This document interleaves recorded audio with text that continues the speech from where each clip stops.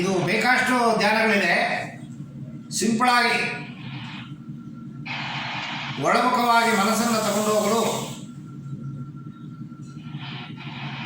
ಯಾವುದಾದ್ರೂ ಒಂದು ಕಣ್ಣು ಮುಚ್ಚಿಕೊಂಡು ಭಗವಂತನ ಪ್ರತಿಮೆ ತಲೆಯಿಂದ ಕಾಲ ತನಕ ದೃಷ್ಟಿ ಇಟ್ಟು ನೋಡೋದು, ಅಥವಾ ಭಗವಂತನ್ನೇ ನೋಡ್ತಾ ಇರೋದು ಮುಖವನ್ನು. ನಿಮ್ಮ ಹೃದಯ ಕಮಲದಲ್ಲಿ ಭಗವಂತನನ್ನು ಕೂಡಿಸಿ ಭಗವಂತನನ್ನು ದೃಷ್ಟಿ ಇಟ್ಟು ನೋಡ್ತಾ ಇರೋದು. This is called focused attention. ನಿಮ್ಮ ಮನಸ್ಸಿನ ಆಲೋಚನೆಗಳು ಅತ್ತಾಗ ಇತ್ತಾಗ ನಿಮ್ಮನ್ನು ಕರ್ಕೊಂಡು ಹೋದಾಗ ಅದರ ಜೊತೆಗೆ ಹೋದೇನೆ ನೀವು ನಿಮ್ಮ ಏಕಾಗ್ರತೆಯನ್ನು ಯಾವುದಾದ್ರೂ ಒಂದು ಪ್ರತಿಮೆ ಮೇಲೆ ಇಟ್ಟು ಕಣ್ಣನ್ನು ಮುಚ್ಚಿ, ಅದು ಗುರುಗಳಿರ್ಬೋದು, ದೇವರಿರ್ಬೋದು, ಏನು ಬೇಕಾದಿರ್ಬೋದು, ನಿಮ್ಮ ಮನಸ್ಸು ಏಕಾಗ್ರತೆಯನ್ನು ಪಡೆಯುತ್ತೆ. ಇನ್ನೊಂದು ಬಾಡಿ ಸ್ಕ್ಯಾನ್, ಯೋಗ ನಿದ್ರಾ. ತಲೆಯಿಂದ ಕಾಲು ತನಕ ಪಾಟಾಗಿ ದೇಹವನ್ನು ನೋಡ್ಕೊಂಡು ಬರೋದು ಅಥವಾ ರಿಲ್ಯಾಕ್ಸ್ ಮಾಡೋದು. ಆಲೋಚನೆಗಳು ಬಂದಾಗ ಆಲೋಚನೆಗಳ ಜೊತೆಗೆ ಹೋಗದೇನೆ ನಿಮ್ಮ ಮನಸ್ಸನ್ನು ನಿಮ್ಮ ದೇಹದಲ್ಲಿರುವ ಅಂಗಗಳ ಮೇಲೆ ಗುರುತಿಸಿದಾಗ, ಏಕಾಗ್ರತೆಯನ್ನು ದೇಹದ ಮೇಲೆ ಇಟ್ಟಾಗ, ಒಂದೊಂದು ಪಾರ್ಟಾಗಿ ನೀವು ನೋಡಿಕೊಂಡು ಬಂದಾಗ ನಿಮ್ಮ ಚೆಲ್ಲಾಡುವ ಮನಸ್ಸು ಹೊಂದಾಣಿಕೆಯನ್ನು ಪಡೆದು ಏಕಾಗ್ರತೆಯನ್ನು ಪಡೆದು ಒಳಮುಖವಾಗಿ ನುಗ್ಗಲು ಸಾಧ್ಯವಾಗುತ್ತೆ.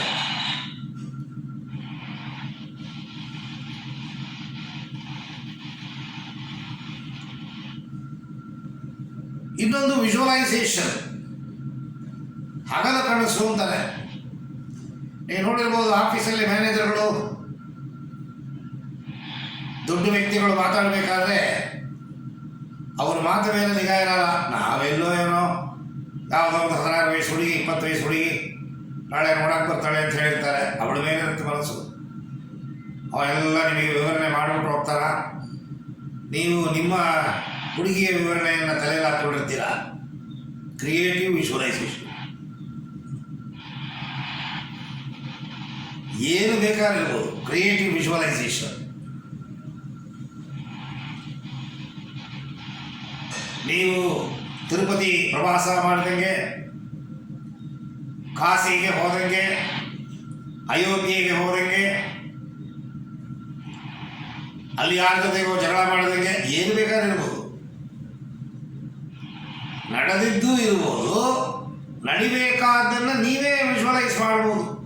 ಟ್ರೈನಲ್ಲಿ ಕೂತಂಗೆ, ಟ್ರೈನ್ ಹೋದಂಗೆ, ರೈಲ್ವೆ ಸ್ಟೇಷನ್ಲಿ ಇಳಿದಂಗೆ, ಅಲ್ಲಿಂದ ಆಟ ಮಾಡಿಕೊಂಡು ಯಾವುದೋ ಛತ್ರಕ್ಕೆ ಹೋದಂಗೆ, ಯಾವುದೋ ಲಾಟಿಗೆ ಹೋದಂಗೆ, ಅಲ್ಲಿಂದ ಸ್ನಾನ ಮಾಡಿಕೊಂಡು ನದಿ ತೀರದಲ್ಲಿ ಗಂಗೆಯಲ್ಲಿ ಮುಳುಗದಂಗೆ.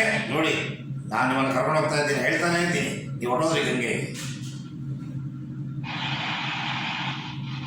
ಈ 2 ಹೆಂಗಸರು ಸೇರಿದ್ರೆ ಊರ ಕಥೆ ಮಾತಾಡ್ತಾರೆ.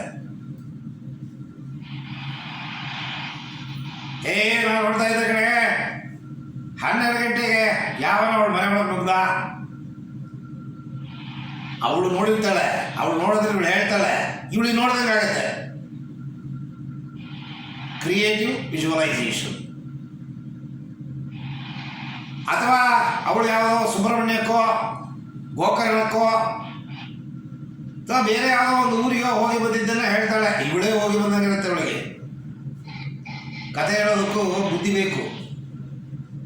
ಒಬ್ಬರ ಮನಸ್ಸನ್ನು ಗೆಲ್ಲೋದಕ್ಕೂ ತಲೆ ಬೇಕು.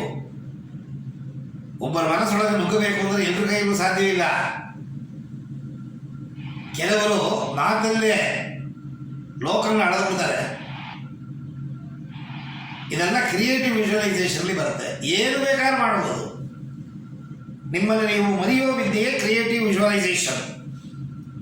ನೀವು ಕ್ರಿಯೇಟಿವ್ ವಿಜುವಲೈಸೇಷನ್ ಮಾಡಿದಾಗ ನಿಮಗೆ ಗೊತ್ತಿಲ್ಲದೇನೆ ನಿಮ್ಮ ಮನಸ್ಸು ಒಳಮುಖವಾಗಿ ಹೋಗುತ್ತೆ.